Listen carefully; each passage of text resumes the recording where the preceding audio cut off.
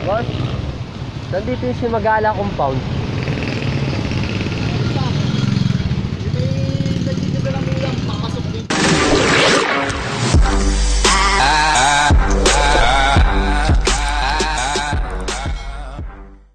Ito lang ba? Paglapas mo ng day by day, mga day by day sa amin.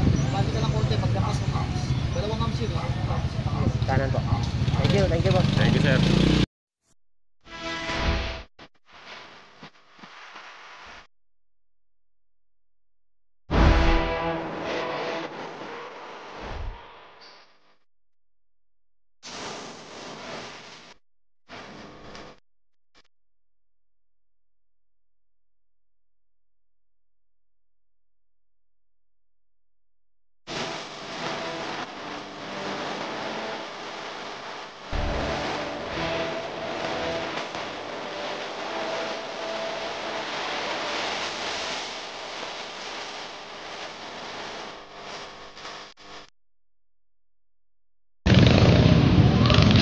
Boss, saan yung Simagala compound po?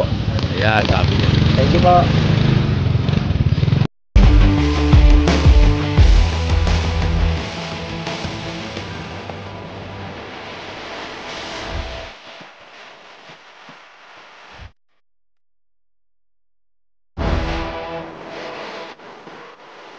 Yun. Mag-aantay kami ng service. Pasok sa subdivision. Hindi, joke lang. Ayun kasi yung pupuntahan namin. Ayun.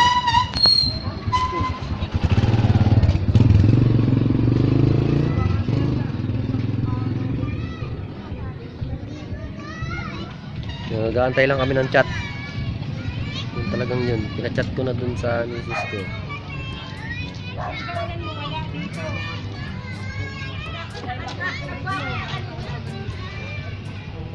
So, dyan muna kayo guys.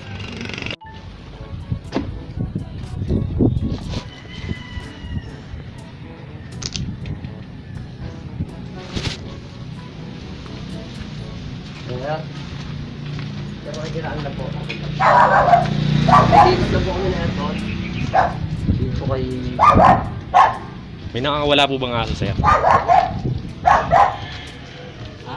May aso po bang nakakawala? Wala. Diyan tayo doon.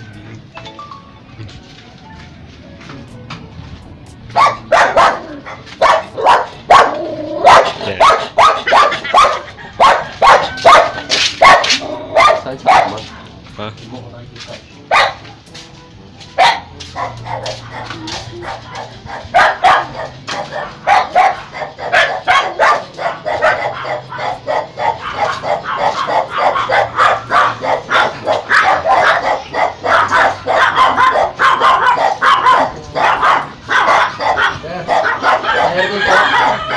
Aircon.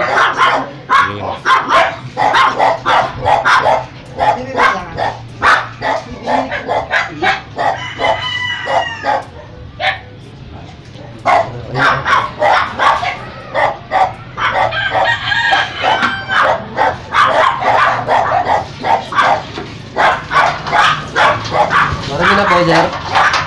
Mahina na po. Hindi naman. Para okay lang naman. Maintain lang. Ano po, sir? Okay na, sir.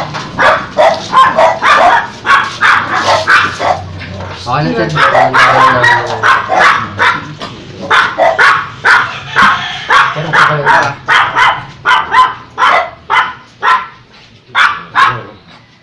Saan pwede mo kayo naman ba? Yun yung order natin ay Medina.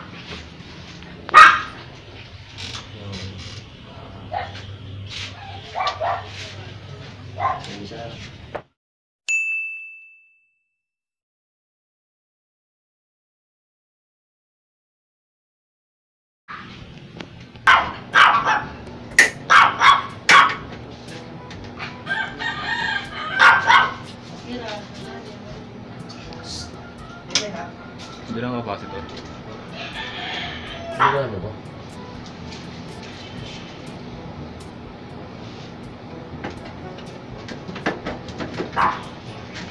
Malamig pa naman po, sir. Oo.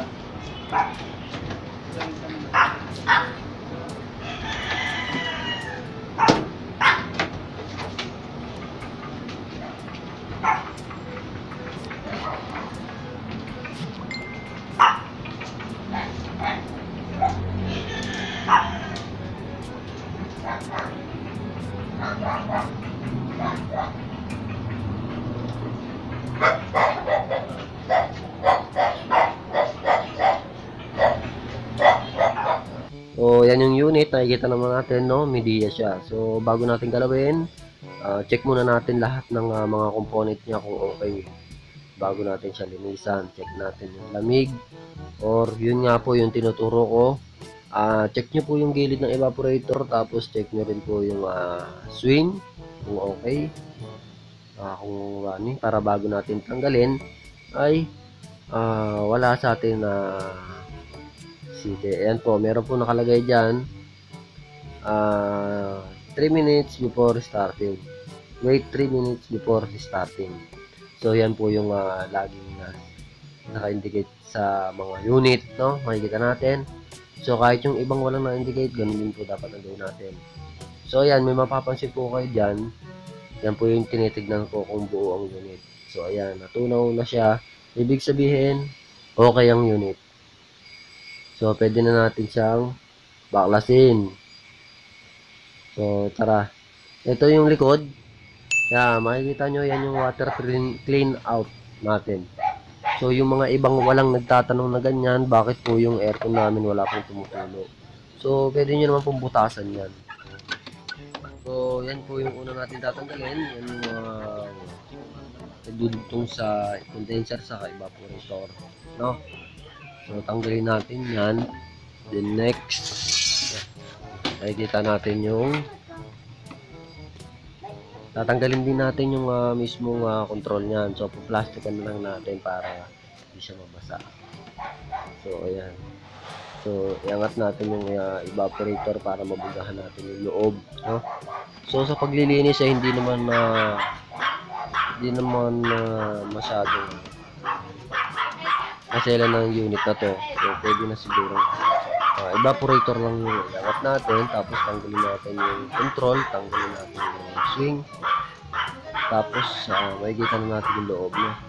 So, huwag na natin para linisin lang natin talaga ng mabuti at sabunan natin para wala masabi si customer. So, yung paglilinis naman natin hindi naman mali. So, sumunod lang naman tayo sa tama, no? Mga Ross TV at mga Master LED. So, sana po itong video na to ay makatulong po sa inyo.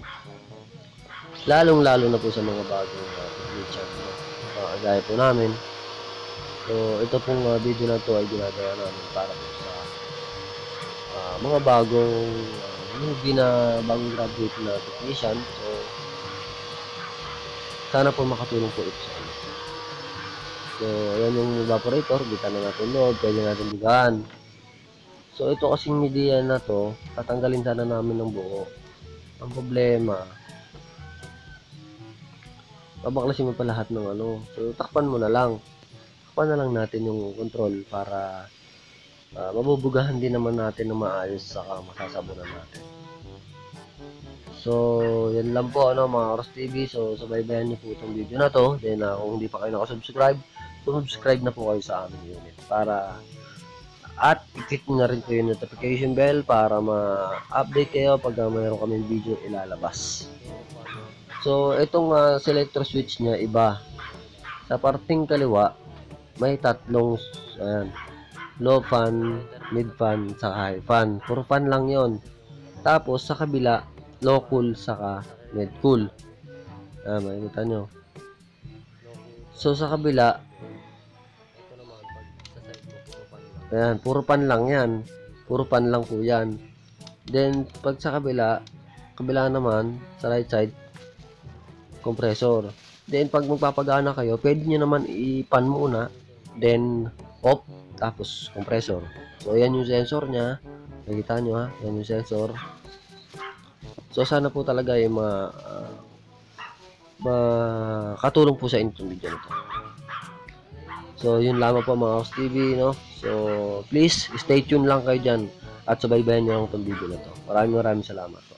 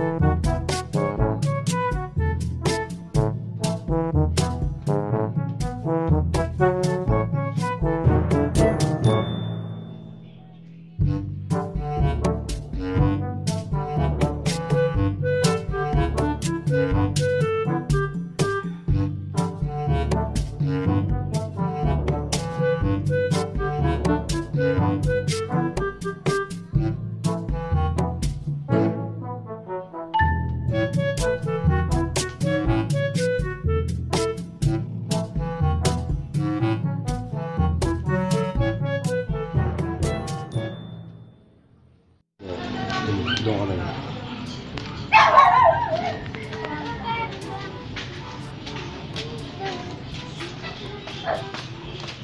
Testing natin kung shorted ba o hindi.